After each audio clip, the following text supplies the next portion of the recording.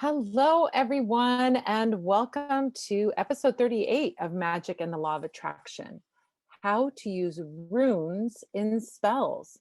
Do you know about the runes? I think most of us, if you're involved in magic in any way, shape, or form, probably you know a little bit about the runes or you're familiar with them. You might have even have worked with them.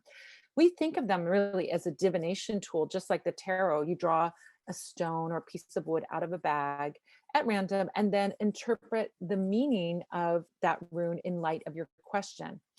That is what we're going to be talking about today, not the divination aspect of it, which you might be familiar with, but how you can use runes in your magic spells. This is going to be a amazing, phenomenal, beautiful way to start looking at the runes. You don't have to memorize anything. You don't have to have a long, deep relationship with the runes, although you can have a long, deep relationship, doesn't preclude that from happening. But this is a way to work with the runes, even if you aren't using them as a divination tool yet.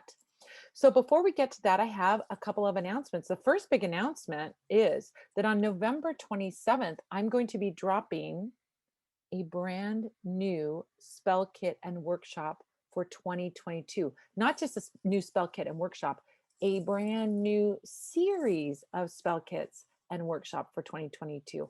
I'm going to not only be offering the new moon candle spell kits, yes, those will be continuing on in 2022. And that means the workshop, the spell services, the spell kits, and all of it.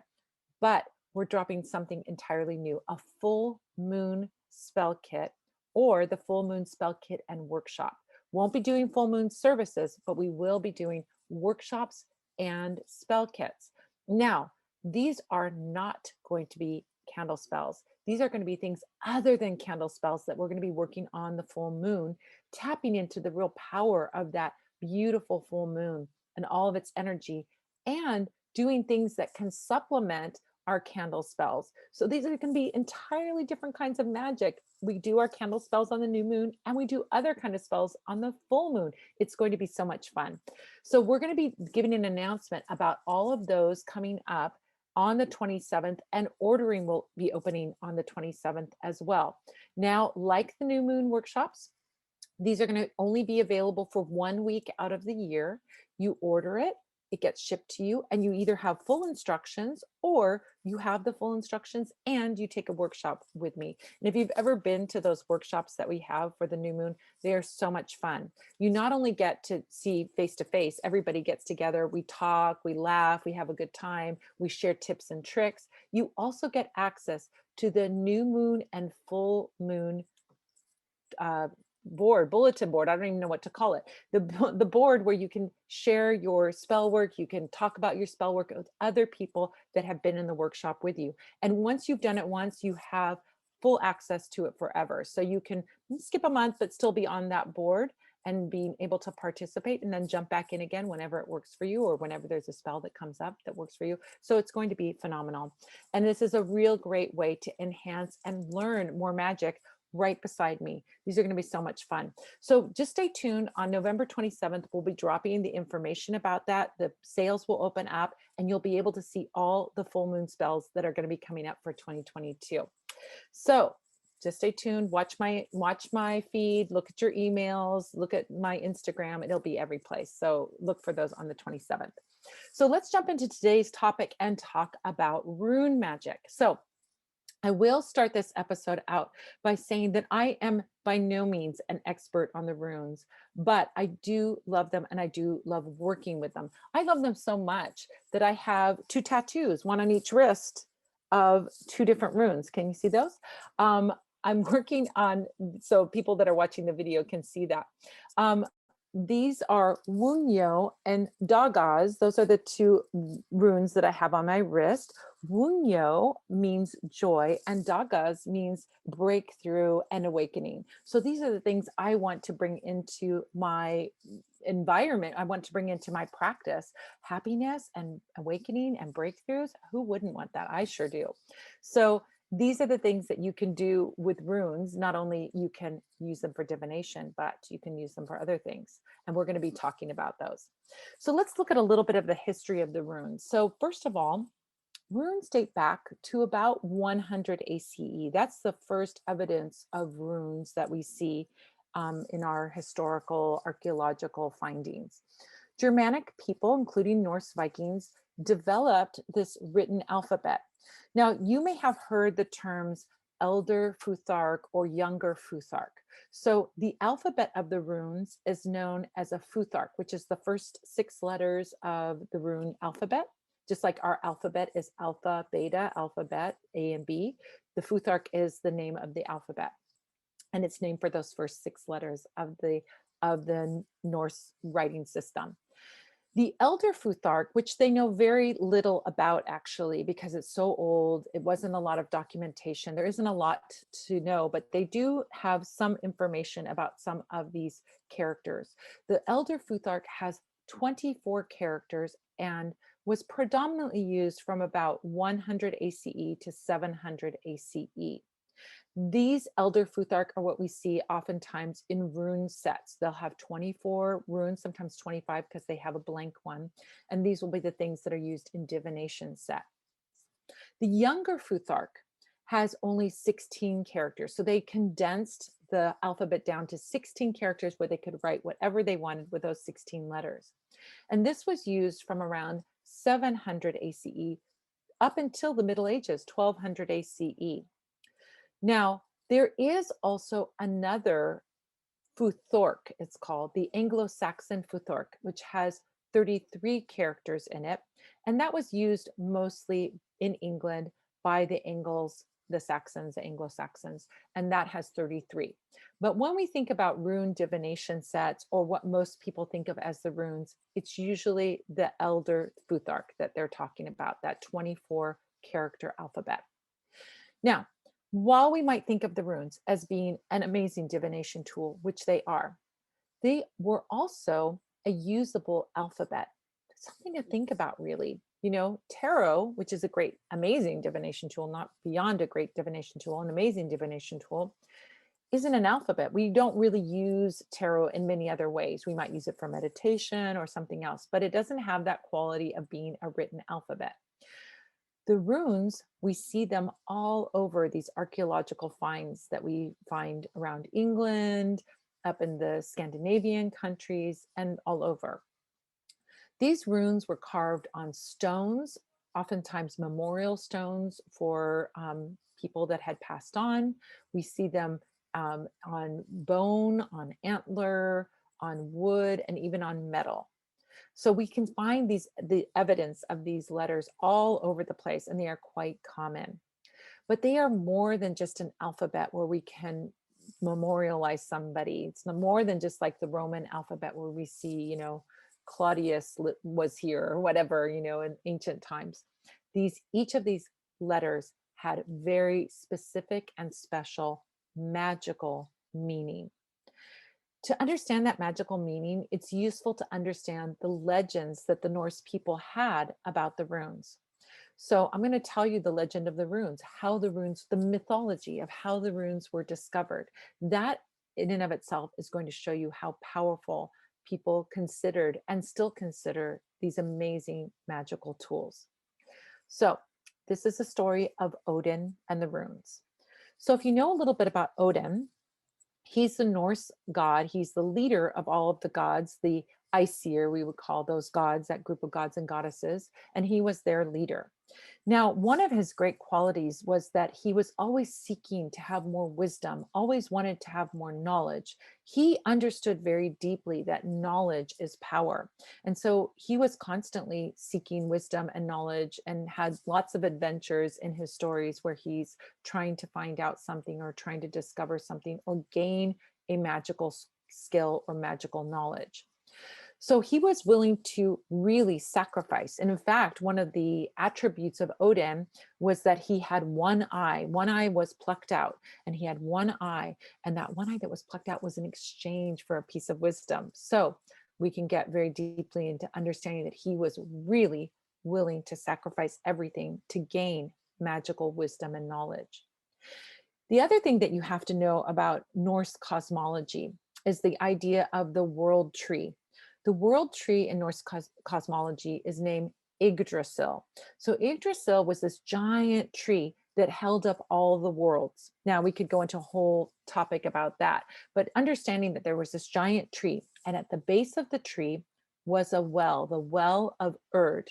And this well was so deep, it just went down so deep, but it's where the tree got its water and got its nourishment so that it can grow and sprout and protect these worlds. Now, around the well of Erd lived the Norns. The Norns were three very mysterious and very powerful women who controlled fate, not just the fate of the animals and the people, but the fate of the Aesir, the gods themselves. They controlled that fate. So when we think about the Norns were really the most powerful beings in this whole cosmology because they controlled everything. Now, one of the ways that they would control fate is by carving runes into Yggdrasil's trunk. They would carve the runes into the trunk, and then the energy of those runes would go out to wherever they needed to go in that magical tree, to the upper world, the middle world, or the lower world. They could control everything with these runes, mystical shapes. But the shapes were a mystery to everyone. They didn't understand them. They couldn't decipher them. They didn't know what the Norns were doing. And of course, Odin was curious. He watched the Norns and he envied the power that they had to affect the fate of everyone, including the gods and goddesses. So he really came to the place with his will, his strong will of wanting to know and learn what the meaning of the runes were.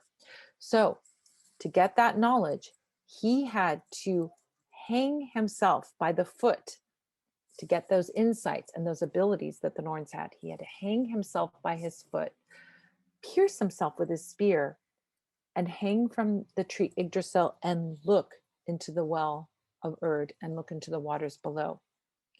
Now, when he did this act, we could see this as being a very shamanic act. Now, shamanism obviously is north in Siberia, but we use this to understand this act of going between the worlds of the living and the dead.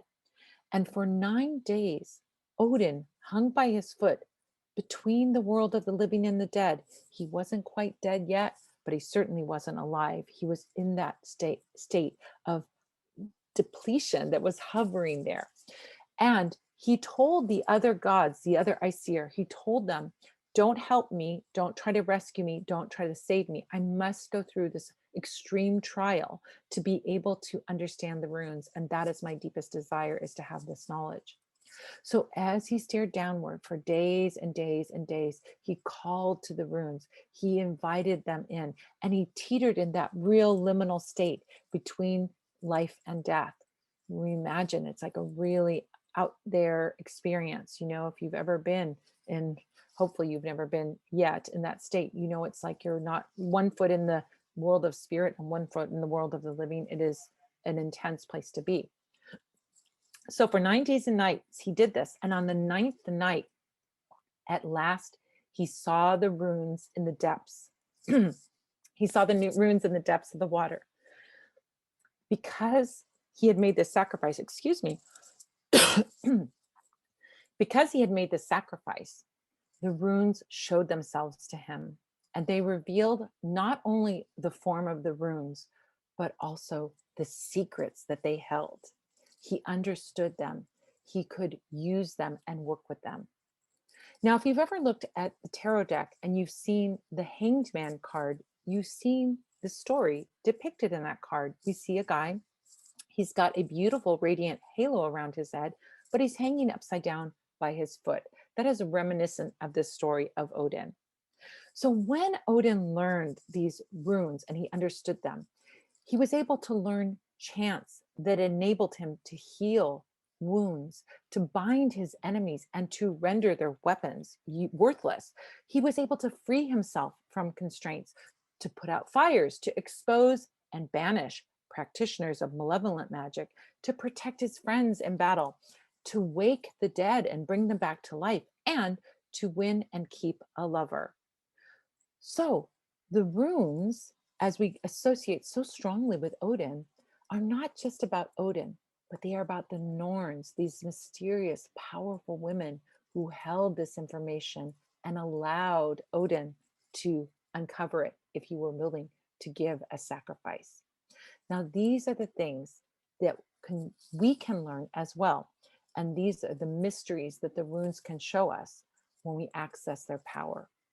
The runes are the world of the Norns, and we can be Odin, make that sacrifice to learn the runes and deeply connect to their energy and their power and work with them in our magic. So there's lots of ways that you can work with the runes and work with them for your magic. The easiest and simple way to work with them is to get a set of the Elder Futhark and work with it. You can learn about them, look them up in the little booklet, or get a book about the runes and learn what they mean, and carry one that or two that are ones that you want to empower yourself with. Or you can place them on an altar, or you can connect with them deeply, hold them in your hands. I mean, you can do a lot of things just with those rune, stones or wooden runes. But you can also create bind runes, what are called bind runes. And I'm going to talk about that in a second. I'm going to tell you what bind runes are and how to make them and how to use them for your magic. But even after this episode is over, you might have questions about working with the runes in your magic. And I want to tell you a way that you can bring those questions to me and meet with me for free and ask me those questions about the runes or about anything magical and mystical, spells, law of attraction, spirituality, witchcraft, Slavic folk magic, my super passion, spirits, divination, you name it, anything mystical and magical. Each Sunday, I host a live podcast recording, and for the extra bonus content, afterwards, we have a live Q&A after the podcast. It's free to join me here, just like it's free to listen to the podcast. All you have to do is be a member of the Spell Squad. And to do that, all you have to do is sign up at spellsquad.com. These meetings, these live Q&A, take place every Sunday, except for the first Sunday of the month when I hold a paid workshop. And they're held at 5 p.m. Pacific, 6 p.m. Mountain, 7 p.m. Central, and 8 p.m. Eastern. If you'd like to see past episodes, you can check them out on my YouTube channel, which is youtube.com/MadamePamita, or you can listen to the podcast by going to magicandthelawofattraction.com or finding it on iTunes, Stitcher, Spotify, or whatever your favorite podcatcher is. So go ahead over to spellsquad.com and sign up today so you can join the Spell Squad, and you'll get a ton of free goodies, and you'll be able to join me for a cup of tea and download some deep spiritual knowledge. It's always fun in the Spell Squad Clubhouse, and I'd love to see you there. So let's go back and talk about bind runes. So bind runes are simply 2 or more runes bound together, often used for magical purposes. Their use as magical amulets continued later in Iceland and began sometime around the 1600s. So we began to see bind runes in the 1600s in Iceland. So you can use bind runes magically by writing them on paper, inscribing them in candles, carving them into wood or stone. There's so many ways that you can create and make these bind runes that are going to bring the essence of the runes to your magic. So let's talk about the way that you can put bind runes together. The first way is to overlay them one on top of the other, just like you're looking at 2 clear sheets of plastic and you put them over one another and then together they make a new shape, right? So in spells, we'll use these overlaid bind runes to manifest a reality. The Beartooth logo, the Bluetooth logo is actually a stacked bind rune. The reason I said bear is because it's Berkano or Berkana, which is the B shape of the Bluetooth logo. So I wanted to say bear. And that B shape represents nurturing, protection, support, and creation. The other rune that we see in there is Gevo, which looks like an X and means gift. So the X and the B are stacked one on top of the other and blended together to make that Bluetooth logo, which I'm going to now call the Beartooth logo. All right, that's one way that we can create a bind rune. There's another way that we can create a bind rune, which is to stack them on one on top of the other on a stick, almost like stacking vegetables on a shish kebab, right? You know, you have the stick and then you put one on top of the other. And if you hold up that shish kebab, you see all the different vegetables, right? So you can stack a series of runic letters in a specific order along a single axis, like stacking those letters, like putting them on the shish kebab skewer, right? That's called a same stave rune. Same stave rune. Stave is a word for staff. So same stave runes are like arrows or staffs or, spears, right? We use them to attack a problem. We're going to conquer something. We want to be victorious over something. That's when you use a same stave rune. Now, there's another kind of rune, and we often see this in jewelry. We'll see a bind rune that's a radial rune. Now, these are kind of like a little bit like the stave runes, but they're spokes on a wheel. So we'll have lots of staves sticking out like spokes on a wheel, and each of those might have a rune on the end of it or the rune in the middle. We can use that. There's a common center point like the spokes of a wheel. Now, these radial runes are used often in defense spells or protection spells or amulets. And when we create these amulets or talismans, these designs that are like circular are beautiful and amazing. And you see them often in jewelry and things like that. So if you want to make a bind rune, here are the steps to do it. The first thing to do is to think of your magical goal. What's your magical goal? What would you like to work on? And what would you like this bind rune to work on?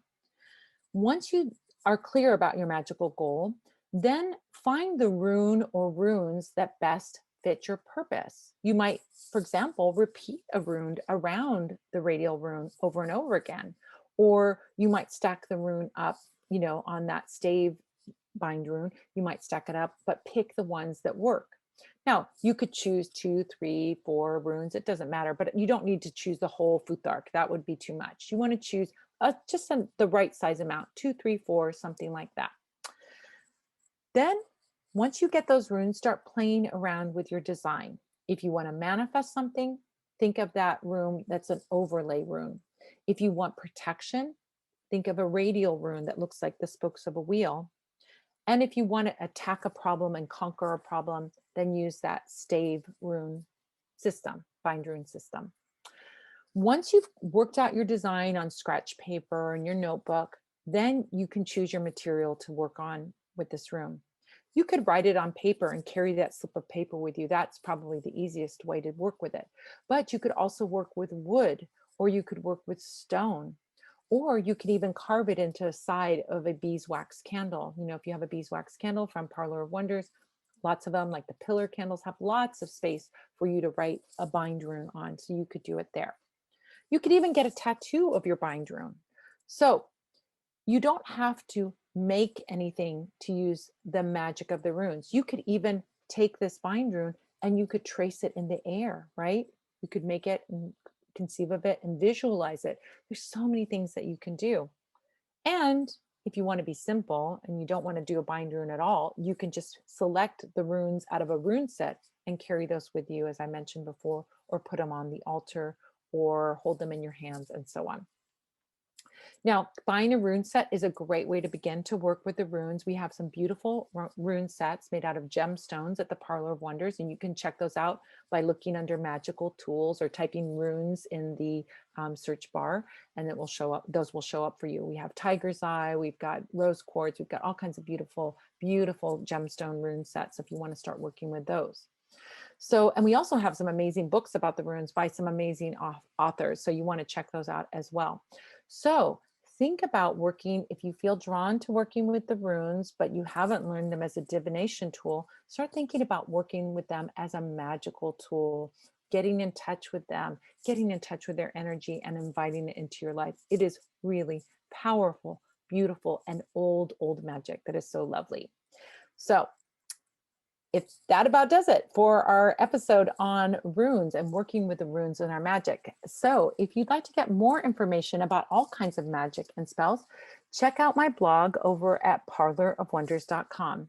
You can do that by just going to parlorofwonders.com, going to learn, and then go to blog, where you'll find all kinds of articles teaching you about magic, tarot, witchcraft, law of attraction, spiritualism, all those mystical and magical goodies. And don't forget, if you have questions about all that good magical and mystical stuff, then you'll want to join me live over Zoom at the live magic Q&A tea party every Sunday at 5 p.m. Pacific, 6 p.m. Mountain, 7 p.m. Central, and 8 p.m. Eastern.